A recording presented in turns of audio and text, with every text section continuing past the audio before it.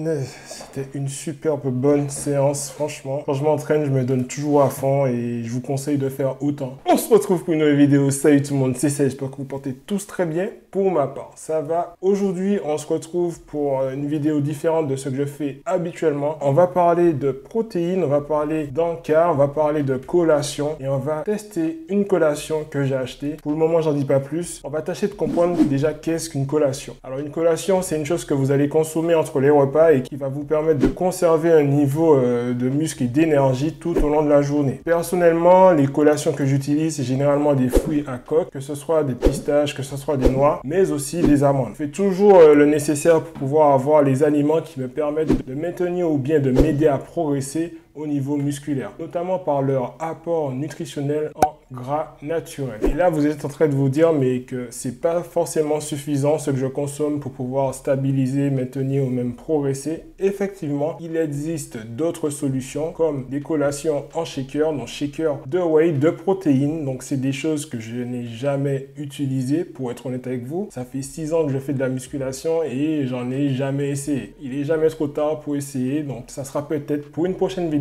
d'ailleurs. Qu'est-ce que cela va vous apporter? Le fait d'avoir des protéines en poudre, en termes de concentration de protéines par rapport au nombre de grammes, c'est juste extraordinaire. Franchement, pour 100 grammes, vous pouvez avoir 80 grammes de protéines. C'est juste énorme, les gens. Je ne sais pas si vous vous rendez compte. Juste pour faire la comparaison, lorsque vous mangez 100 grammes de poulet, vous n'avez que 22 grammes de protéines. Vous voyez la différence? C'est vrai que pour progresser, prendre des shakers, des collations de ce type, vous aurez plus de résultats sur le long terme, quoi. Ça, c'est sûr. Alors, il existe différents types de protéines en poudre, mais je ne vais pas entrer dans les détails vu que je ne suis pas calé sur le sujet. En tout cas, ce que je sais de certaines protéines en poudre, c'est qu'elles sont basées de protéines de petit lait. Donc, la protéine de petit lait, c'est la fine couche que vous retrouvez en fait sur le yaourt et qu'en général, soit on aime, soit on jette. Et du coup, cette couche est utilisée pour faire de la protéine en poudre et bien plus de choses. Alors, pourquoi on l'utilise? Tout simplement parce qu'elle est composée d'énormément de choses, tels que le calcium, sels minéraux, potassium, donc il y a beaucoup de choses en fait. Alors malgré tous ces avantages, tout ce que cela peut m'amener, bon, je reste quand même réticent par rapport à l'utilisation de protéines en poudre, c'est personnel. Chaque personne a son avis personnel sur le sujet. Personnellement, je préfère pas en consommer parce que dans la nature, je vais jamais trouver un équivalent. C'est juste personnel, je suis pas contre ça. Moi, je m'alimente correctement, j'arrive à atteindre des niveaux. Vous voyez mon physique, c'est un physique totalement en mangeant normalement. Donc après, j'ai la génétique qui va avec, tout le monde ne l'a pas et c'est pour ça que je conseille à tous ceux qui ne peuvent pas atteindre certains objectifs facilement, faites le nécessaire, bien évidemment, sans se doper. Enlevez ça de vos têtes, ne faites pas ça. Donc après avoir dit autant de choses, là, vous êtes en train de vous poser la question, mais pourquoi on se retrouve avec toi, Sahel? Mais aujourd'hui, les gens, on va goûter quelque chose que je n'ai jamais goûté, que je vais découvrir avec vous et qui est un peu le juste milieu de ce que je viens de dire juste avant. Si on se retrouve aujourd'hui, les gens, c'est pour la présentation, mais aussi la dégustation de boum, des barres protéinées de chez Decathlon. Donc j'ai pris la version Eco Size. Qui dit Eco Size dit qu'il y en a beaucoup. Donc j'ai pris la version chocolat noisette parce que le chocolat c'est quelque chose que je kiffe. C'est longtemps une chose que j'ai dû arrêter pendant un certain temps de ma vie parce que j'en consommais trop. C'était trop abusé. Et là petit à petit je recommence à en consommer. Donc pas mal de chocolat noir, notamment 85% de cacao dans votre tablette de chocolat et le meilleur juste milieu. En bas, ça commence à devenir un peu trop sucré à mon goût. Si on se retrouve aujourd'hui, les gens, c'est pour la dégustation de ces barres protéinées. Donc, on va voir un peu de quoi elles sont composées. On va goûter, on va voir comment c'est à l'intérieur.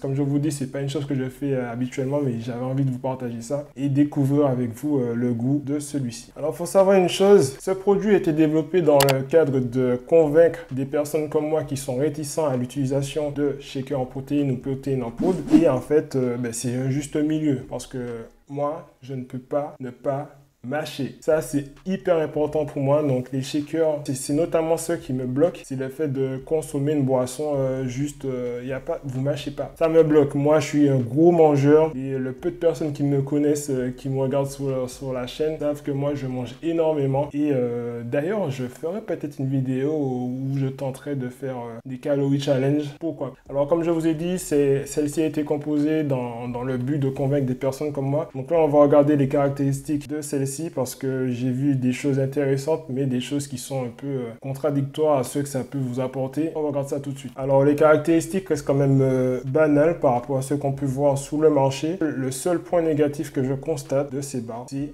le taux de sucre. Pour une barre de 60 grammes, vous avez quand même 23 grammes de glucides, donc pas du tout négligeable les gens, c'est presque la moitié de ce qui compose la barre, c'est juste énorme, c'est abusé. En revanche, vous avez quand même 22 grammes de protéines et ça, c'est pas du tout négligeable non plus. Donc là, on va passer au déballage. Je dis ça comme si je déballe un truc. On va passer à l'ouverture de la boîte. On va voir comment elle est composée et tout. Ok, donc les barres, elles sont dans un packaging totalement neutre, du full blanc. Ça n'a pas trop d'importance, ce qui est important, c'est le goût. Et vous pouvez voir dessus marqué Domino's fourré au chocolat noisette. Four choco noisette, donc je pense que ça veut dire fourré au chocolat noisette, avec une date de péremption dessus. Donc là, on va passer à la dégustation. Donc je vais ouvrir avec vous. Hop là. Donc voilà comment ça se compose. Ouais, c'est une barre totalement classique, quoi.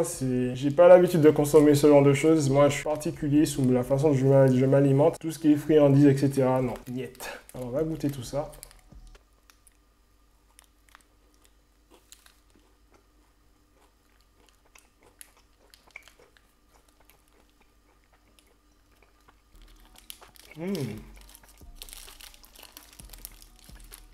Mais écoutez,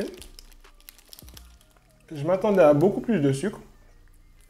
Et franchement, pour le goût, c'est vraiment pas mal. Donc, se dire que ça, wow, une belle collation. Franchement, les gens, voici comment ça se compose à l'intérieur. En tout cas, ça a du goût. Allez, on va retaper une deuxième fois.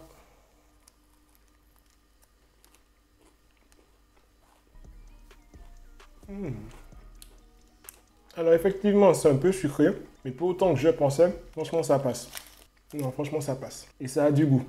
Franchement, c'est la première fois et j'apprécie vraiment. On va tâcher de ne pas tout terminer tout de suite parce que je vais un peu trop vite là. Donc concrètement les gens, cette barre protéinée, ça va permettre d'avoir certaines collations qu'on n'a pas habituellement avec un taux de protéines élevé et ne pas consommer de boissons en shaker protéinées. Moi, je trouve que c'est le bon inconvénient me concernant. Couplé à ça, je pense que je vais continuer à manger mes fruits à coque, etc.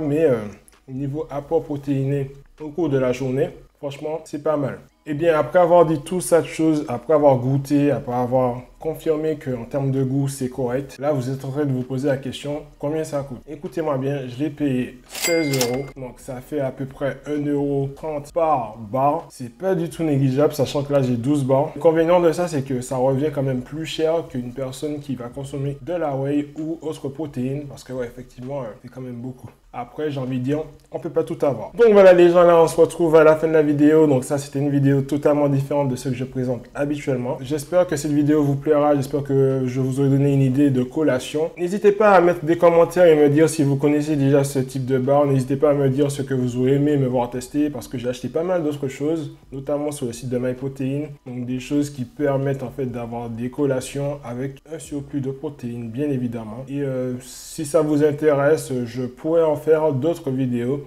N'hésitez pas à me le dire en commentaire, tout simplement. Donc voilà les gens, là on se retrouve officiellement à la fin de la vidéo. Donc si vous avez aimé cette vidéo, n'oubliez pas de liker un maximum, de vous abonner, de partager si ce n'est pas déjà fait. On se retrouve pour une prochaine vidéo. C'était Sahel. Allez. Attends. Avant, je pars avec ça.